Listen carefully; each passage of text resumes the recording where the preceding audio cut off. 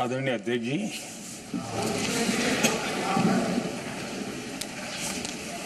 इस महत्वपूर्ण विधेयक पर आज सुबह से चर्चा प्रारंभ हुई है।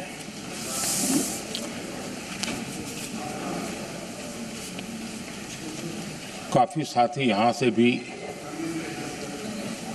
जिन मुद्दों को स्पर्श किया गया है उसको तथ्य से और तर्क से सदन को जरूर जानकारी देंगे और इसलिए मैं उन विषयों में जाना नहीं चाहता। आदरणीय अध्यक्ष जी, राष्ट्र के जीवन में कुछ महत्वपूर्ण पल आते हैं और उस समय की समाज की मनस्थिति और नेतृत्व की क्षमता उस पल को कैप्चर करके एक राष्ट्र की अमानत बना देती है, एक मजबूत धरोहर तैयार कर देती है। मैं समझता हूं कि भारत के संसदीय लोकतंत्र के इतिहास में ये वैसे ही पल है। आवश्यकता तो ये थी कि 25-30 साल पहले जब से विचार सामने आया, आवश्यकता महसूस हुई, हम इसको लागू कर देते और हम आज उसको काफी परिपक्वता तक पहुंचा देते हैं और आवश्यकता के अनुसार उसमें समय समय पर सुधार भी होते हैं और यही तो लोकतंत्र की ब्यूटी होती है। हमारी मदर ऑफ डेमोक्रेसी है, हमारी हजारों साल की लोकतंत्र की एक विकास यात्रा रही है और उस विकास यात्रा में एक नया आयाम जोड़ने का एक शुभ अवसर सदन के हम सभी साथियों को मिला है और मैंने प्रारंभ में कहा है कि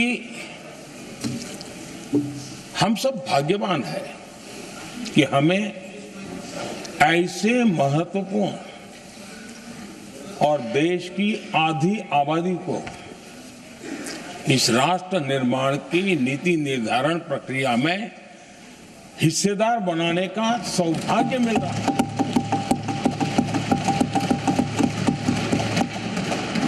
ये हम लोगों के लिए सौभाग्य है और मैं चाहता हूं कि मेरे सभी माननीय सांसद, मैं इधर उधर की आज बात करना नहीं चाहता हूं, हम सभी सांसद इस महत्वपूर्ण अवसर को जाने न दें। हम भारतीय सब मिल करके देश को नई दिशा देने जा रहे हैं। हमारी शासन व्यवस्था को संवेदनशीलता से भरने का एक सार्थक प्रयास करने के लिए जा रहे हैं और मुझे विश्वास है कि इस मंथन से जो अमृत निकलेगा वो देश की राजनीति की भी उसके रूप स्वरूप को तो तय करने ही करने वाला है, लेकिन ये देश की दिशा और दशा भी तय करने वाला है। इतने महत्वपूर्ण मोड़ पर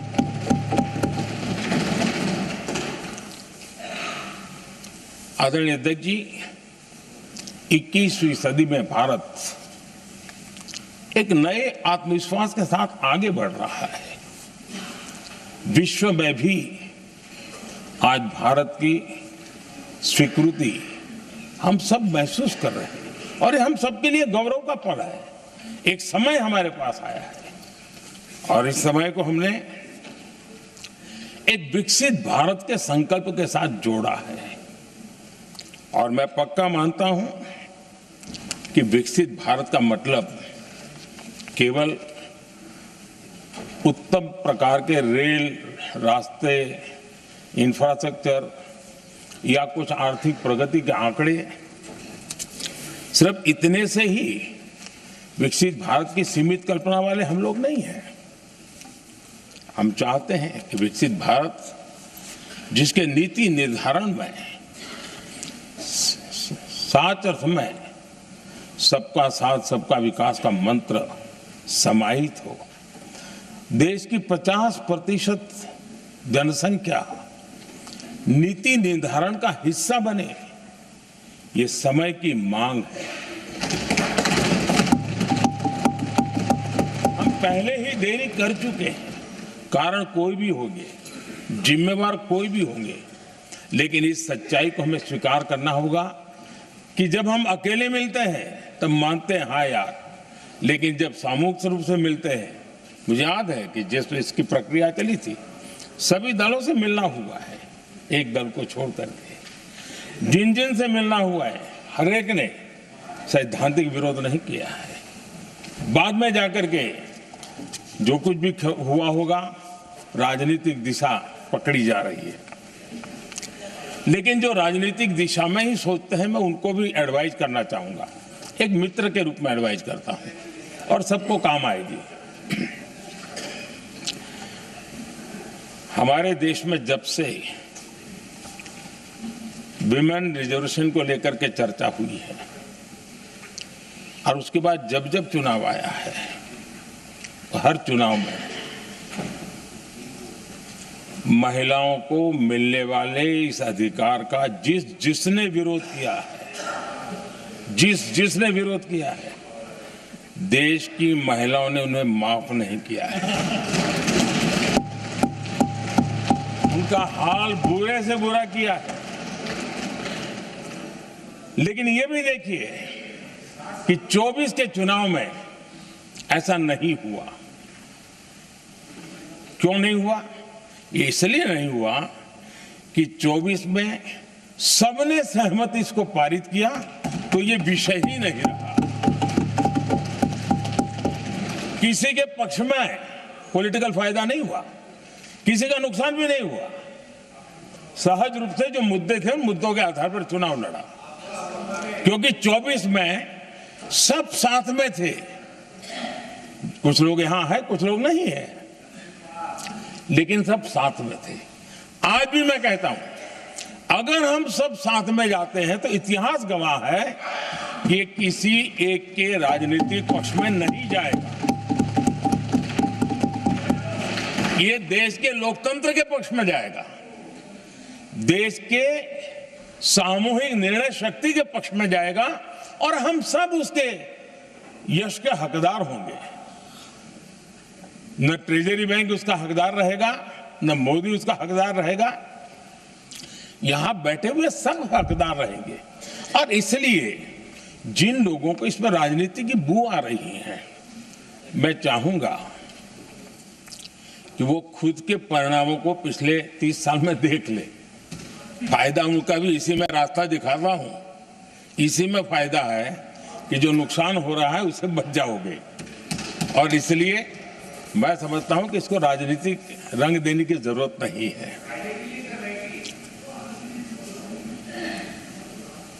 आदरणीय अध्यक्ष जी,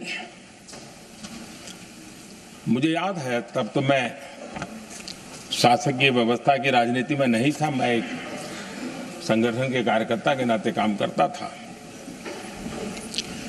उस समय एक चर्चा सुनने को मिलती थी गलियारों में कि देखिए कैसे लोग हैं,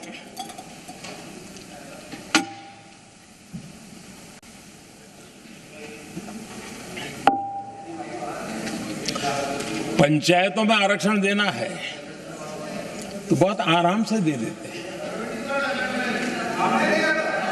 लेकिन आप कह रहे तो कह रहे हैं,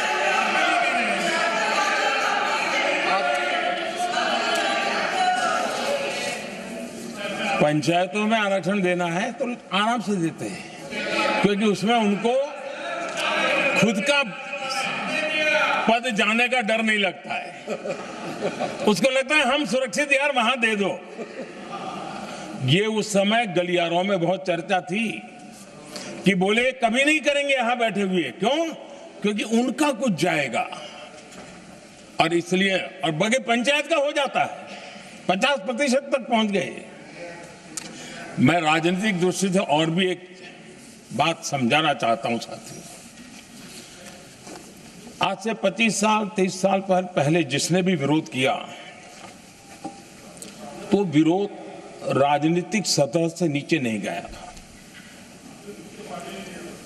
आज ऐसा समझने की गलती मत करना, पिछले 25-30 साल में ग्रास रूट लेवल पे पंचायती चुनाव व्यवस्थाओं में जीत करके आई हुई बहनों में एक पॉलिटिकल कॉन्शियसनेस है। वे ओपिनियन मेकर हैं ग्रास रूट लेवल पे। 30 साल पहले वो शांत रहती थी, बोलती नहीं थी, समझती थी, बोलती नहीं थी। आज वो वोकल है, और इसलिए अब जो भी पक्ष विपक्ष होगा, वो जो लाखों बहनें कभी न कभी पंचायत में काम कर चुकी है, प्रतिनिधित्व कर चुकी है, जनता के सुख दुख की समस्याओं को गहराई से देखा है, वो आंदोलित है। वो कहती हैं कि झाड़ू कचरा वाले काम में तो हमें जोड़ देते हो, वो तो परिवार में भी पहले होता था, अब हमें निर्णय प्रक्रिया में जोड़ो। और निर्णय प्रक्रियाएं विधानसभा में और पार्लियामेंट में होती है।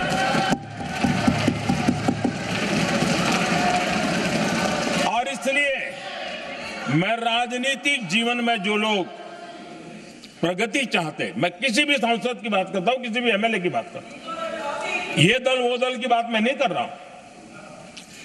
जो भी राजनीतिक जीवन में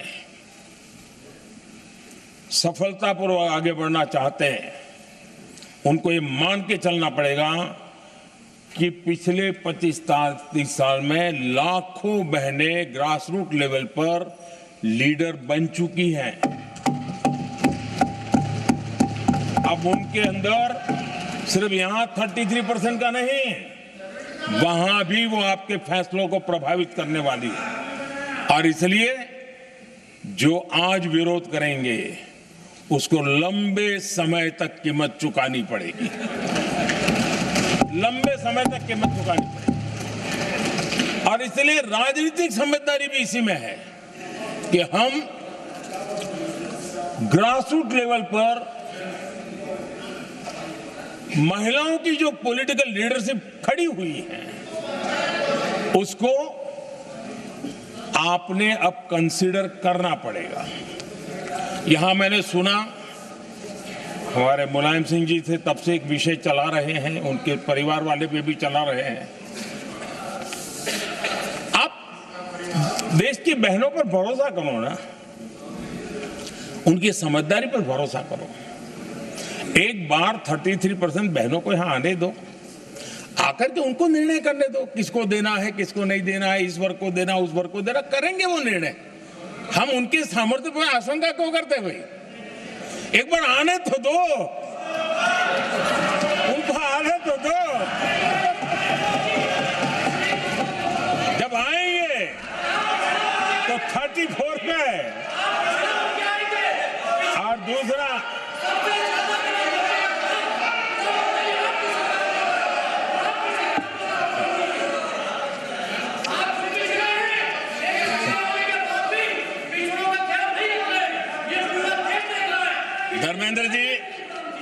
धर्मेंद्र जी, मैं आपका बहुत आभारी हूं कि आपने मेरी पहचान करा दी।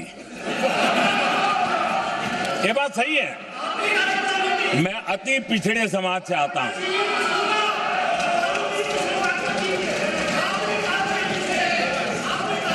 धर्मेंद्र जी, मैं आपका बहुत आभारी हूं, और अखिलेश जी मेरे मित्र हैं तो कभी कभी मदद कर देते हैं।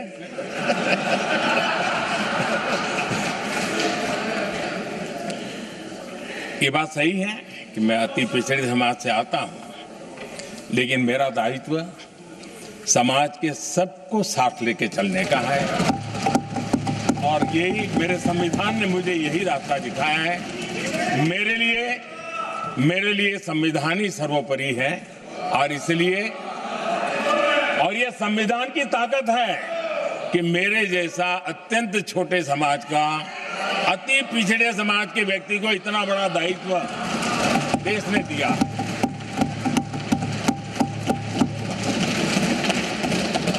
और इसलिए मैं तो देशवासियों का ऋणी हूं और मैं तो संविधान निर्माताओं का ऋणी हूं कि जिसके कारण आज मैं यहां हूं। लेकिन आदरणीय अध्यक्ष जी, पिछड़ी जाति का स्वीकार कर रहे हैं, लेकिन हम पिछड़ी जातियों के साथ अन्याय न करें, इतना निवेदन है। आदरणीय अध्यक्ष जी, आज जीवन के हर क्षेत्र में हम देखें कि नारी शक्ति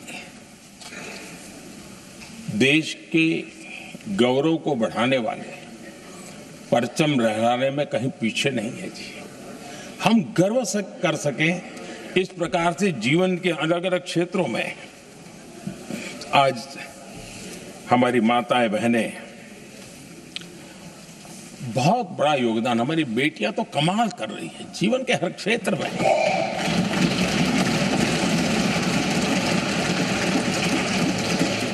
इतना बड़ा सामर्थ्य, उसको हम हिस्सेदारी से रोकने के लिए क्यों इतनी ताकत खपा रहे हैं जी? उनके जुड़ने से सामर्थ्य बढ़ने वाला है। और इसलिए मैं आज अपील करने आया हूं आपके पास कि इसको राजनीति के तराजू से मत तोलिए। ये राष्ट्रहित का निर्णय है।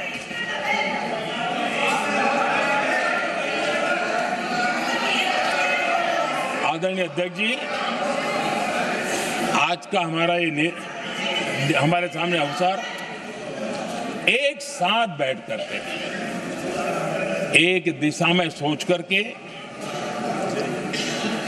विकसित भारत बनाने में हमारी नारी शक्ति की भागीदारी को एक खुले मन से निर्णय करने का अवसर है, स्वीकार करने का अवसर है।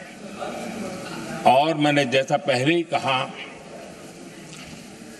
कि आज पूरा देश और विशेष करके नारी शक्ति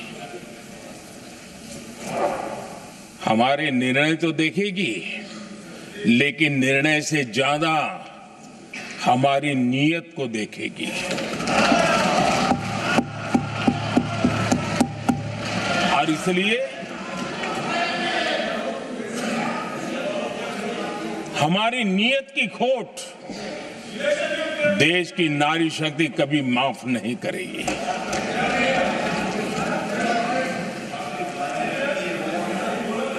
आदरणीय अध्यक्ष जी, 2023 में इस नए सदन में हमने सर्वसम्मति से एक प्रकार से इस अधिनियम को स्वीकार किया था।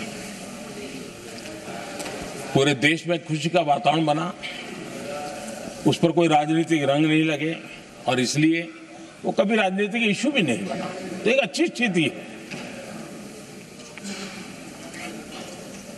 अब सवाल ये है कि हमें कितने समय तक इसको रोकना है। अब यहां जो लोग जनसंख्या वगैरह के विषय उठाते हैं, क्या आपको मालूम नहीं है? मैं चाहूंगा कि अमित भाई अपने भाषण में इन सारी चीजों का उल्लेख करेंगे, जब कि हमने जनगणना के संबंध में कब कब क्या क्या किया था, बाद में कोविड आया, उसके कारण क्या मुसीबत आई, कैसे रुकावटें आई, ये सारी बातें हम सबके सामने हैं, इसमें कोई विषय नहीं है। लेकिन पिछले दिनों जब हम 23 में चर्चा कर रहे थे, तब भी व्यापक रूप से बात ये थी कि इसको जल्दी करो। हर कोई कह रहा था जल्दी करो। अब 24 का संभव नहीं था क्योंकि इतने कम समय में करना मुश्किल था। अब 29 में हमारे पास अवसर है। अगर हम 29 में भी नहीं करते तो ये स्थिति क्या बनेगी हम कल्पना कर सकते। फिर हम देश की माताओं बहनों को ये विश्वास नहीं बना पाएंगे कि हम सचमुच में प्रयास सच्चे अर्थ कर सकते थे। और इसलिए समय की मांग है कि अब हम ज्यादा विलंब न करें। इस दरमियान राजनीतिक दल के लोगों से, संविधान के जानकार लोगों से, जो महिलाओं में एक्टिविस्ट के नाते काम करने वाले, ऐसे लोगों से भी कई चर्चाएं हुई। कुछ लोगों ने खुद होकर के भी सुझाव दिए। सारा मंथन करते करते करते, और यहाँ भी सभी दलों से लगातार बातें इनकी होती रही है। स्ट्रक्चर वे में हुई है, इनफॉर्मल भी हुई है, और उसमें से आखिर बना हुई एक कुछ रास्ता निकालना होगा ताकि हम हमारी माताओं बहनों की शक्ति को जोड़ सकते हैं। आदरणीय अध्यक्ष जी, मैं एक बात जरूर कहना चाहूंगा। यहां बैठकर के हमें किसी को संविधान ने देश को टुकड़ों में सोचने का अधिकार ही नहीं दिया है। जो शपथ लेके हम बैठे हैं ना, हम सबको एक राष्ट्र के रूप में विचार करना हमारा दायित्व बना। चाहे कश्मीर हो या कन्याकुमारी, हम टुकड़ों में न सोच सकते हैं, न टुकड़ों में हम निर्णय कर सकते हैं। और इसलिए निराधार रूप में, जिसमें कोई सच्चाई नहीं, रत्ती भर सच्चाई नहीं है, सिर्फ राजनीतिक लाभ लेने के लिए जो बवंडर खड़ा किया जा रहा है, मैं आज बड़ी जिम्मेवारी के साथ इस सदन में, इस पवित्र जगह से कहना चाहता हूं, चाहे दक्षिण हो, उत्तर हो, पूर्व हो, पश्चिम हो, छोटे राज्य हो, बड़े राज्य हो, मैं आज एक जिम्मेवारी से कहना चाहता हूं कि निर्णय प्रक्रिया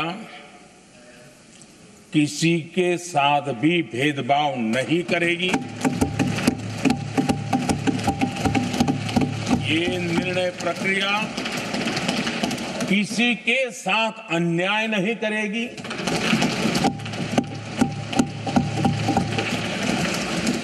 भूतकाल में जो सरकारें रही और जिनके कालखंड में जो परिसीमन हुआ और जो अनुपात उस समय से चला आ रहा है, उस अनुपात में भी कोई बदलाव नहीं होगा और वृद्धि भी उसी अनुपात में होगी।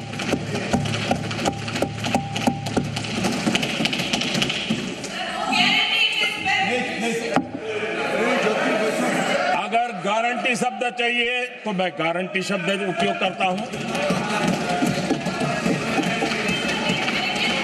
वादा की बात करते हो तो मैं वादा शब्द उपयोग करता हूं।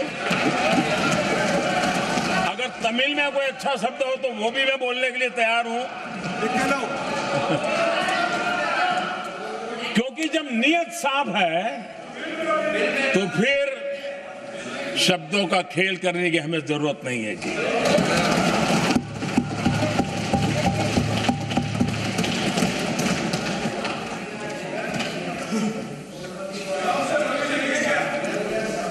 आदरणीय अध्यक्ष जी, मैं आज सदन के सभी साथियों को ये भी कहना चाहता हूं कि साथियों, हम भ्रम में न रहे।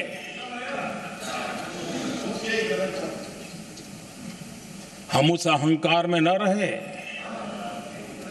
और मैं हम शब्द प्रयोग कर रहा हूं। मैं और तुम की बात नहीं कर रहा हूं। मैं हम इस भ्रम में न रहे कि हम देश की नारी शक्ति को हम कुछ दे रहे हैं। जी नहीं, उसका हक है। और हमने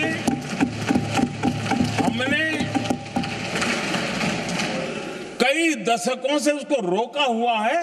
आज उसका प्रायश्चित करके हमें उस पाप में से मुक्ति पाने का यह अवसर है।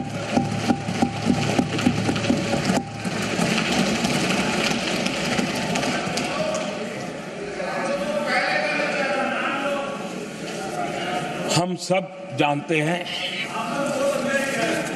हर एक ने कैसे चालाकी की, हर बार चतुराई की। बिल्कुल हम तो इसके पक्ष में ही हैं, लेकिन हम इसके साथ ही है, लेकिन हर बार कोई न कोई टेक्निकल पूंछ लगा दी इसको और इसको रोका गया। हर बार ऐसी चीजें लाई गई है। हिम्मत नहीं है कि हम 33% महिलाओं के आरक्षण का विरोध कर पाए। वो तो जमाना चला गया, आपको करना नहीं है, लेकिन कहने की हिम्मत भी नहीं है। और इसलिए टेक्निकल बहानेबाजी, ये करो तो ये, वो करो तो वो, डिगरा करो। अब देश की नारी को नहीं समझा पाओगे।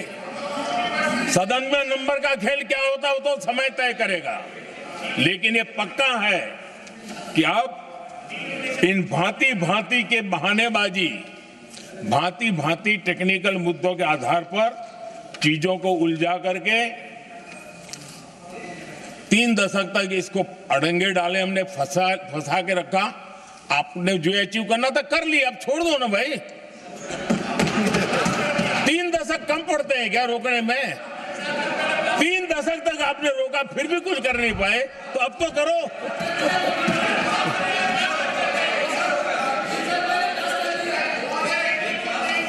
आदरणीय अध्यक्ष जी,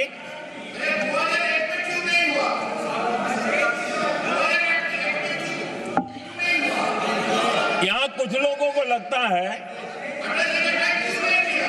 आदरणीय अध्यक्ष, यहां कुछ लोगों को लगता है इसमें कहीं न कहीं मोदी का राजनीतिक स्वार्थ है।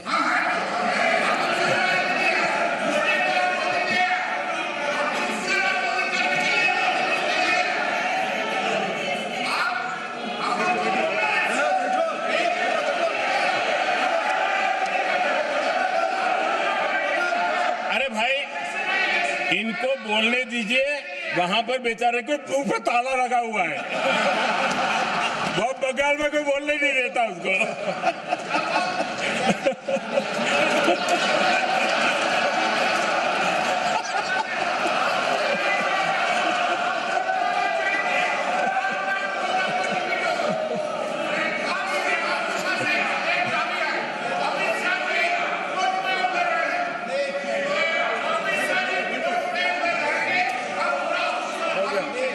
आदरणीय अध्यक्ष जी,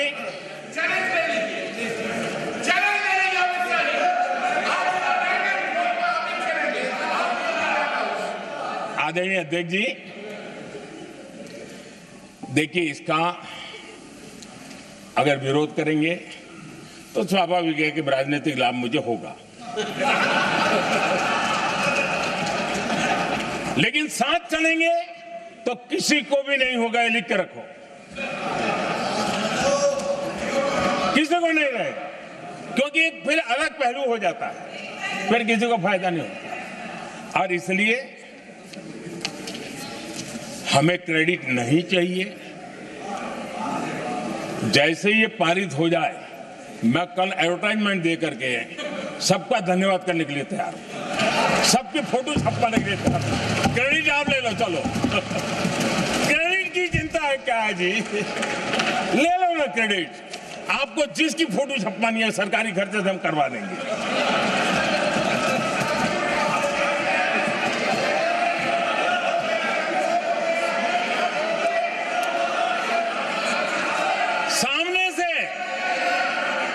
सामने से क्रेडिट का ब्लैंक चेक आपको दे रहा हूं।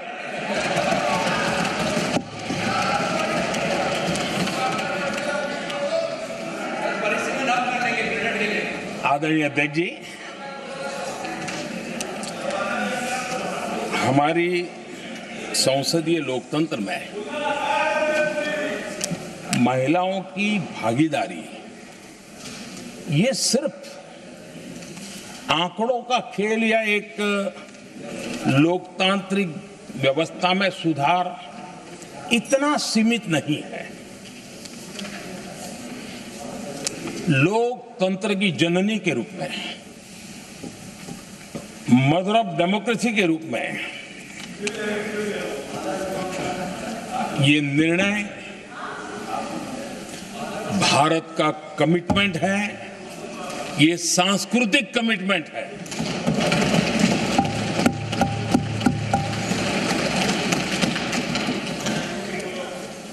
और इसी कमिटमेंट के कारण पंचायतों में ये व्यवस्था बनी और अब तो 20 से अधिक राज्य है जहां 50% हुआ है।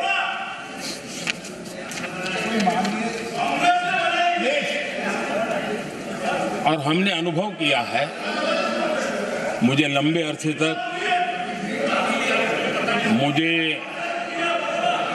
अरसे तक मुख्यमंत्री के रूप में सेवा करने का जनता ने अवसर दिया और उसी कालखंड में ग्रासरूट लेवल पर विमेन लीडरशिप को मैंने देखा है। मेरा अनुभव है कि संवेदनशीलता के साथ समस्याओं के समाधान में उनका कमिटमेंट बहुत ही परिणामकारी रहते थे, विकास की यात्रा को गति देने में रहते थे।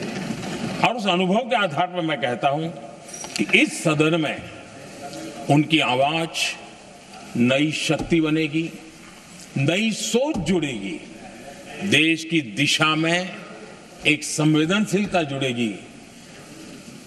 तथ्य और तर्क के आधारों पर अनुभव जब जुड़ता है तब मैं समझता हूं उसका सामर्थ्य अनेक गुना बढ़ जाता है और सदन की तरह समृद्ध हो।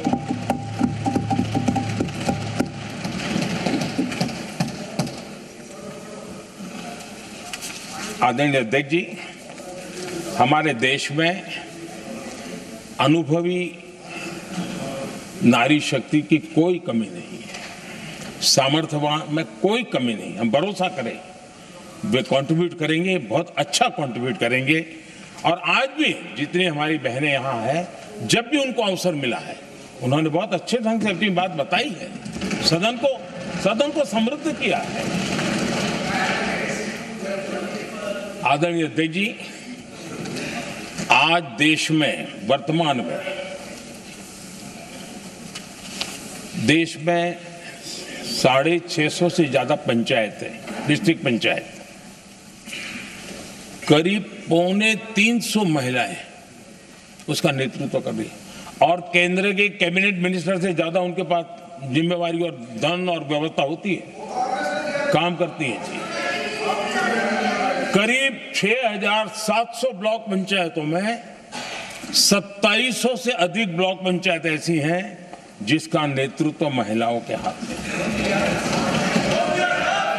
आज देश में 900 से अधिक शहरों में अर्बन लोकल बॉडीज की हेड के रूप में मेयर्स हो या स्टैंडिंग कमेटी का काम देखने वाली बहनें हैं, उनकी ताकत है।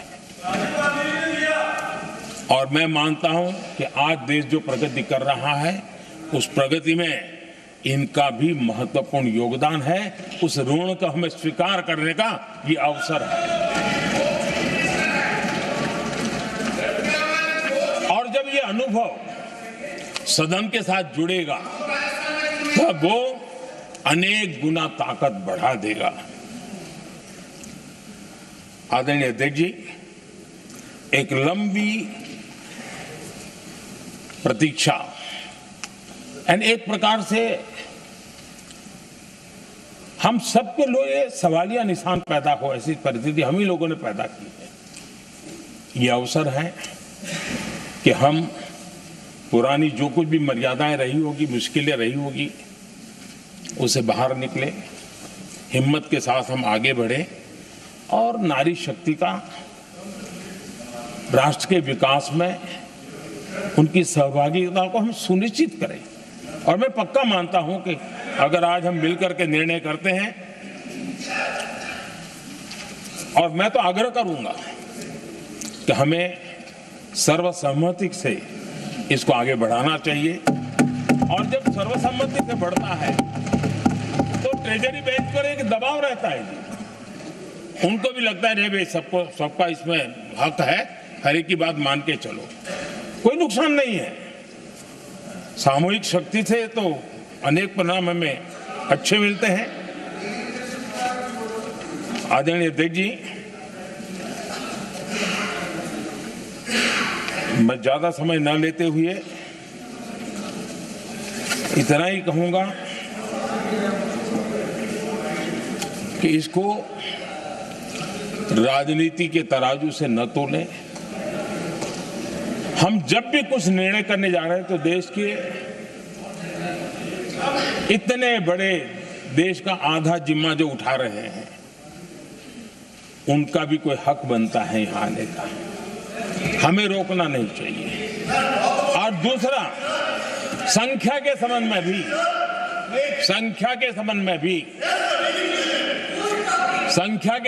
भी एक मत पहले से बनता आया था, चर्चा थी कि साहब ये जो है इनका कम मत करो, अधिक कर दो तो जल्दी हो जाएगा।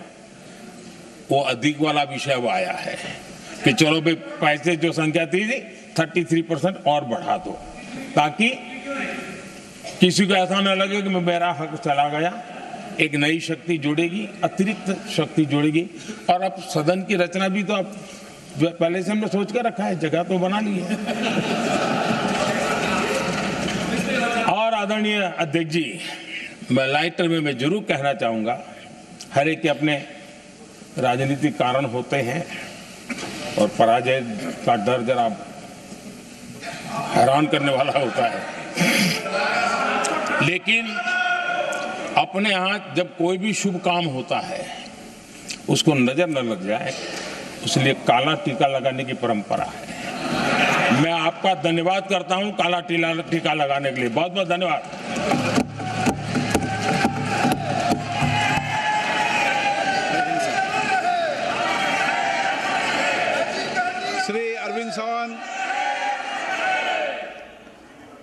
श्री अरविंद सावंत। बाप रे, क्या बात है। आज महिला नारी शक्ति वंदना बिल पर जो संशोधन आया, मेरा सौभाग्य है कि आदरणीय प्रधानमंत्री जी के बाद में मुझे बोलने का अवसर मिल रहा है। अध्यक्ष जी, आदरणीय प्रधानमंत्री जी ने कुछ बातें कही, उसमें एक शब्द प्रयोग किया, सैद्धांतिक और राजनीतिक। अगर ये राजनीतिक नहीं है, सैद्धांतिक, तो यहाँ बैठी हुई सभी को लगेगा कि हम सब विपक्ष के लोग महिलाओं के आरक्षण के खिलाफ है। भैया, महिलाओं का आरक्षण का बिल 2023 में पास हुआ ना।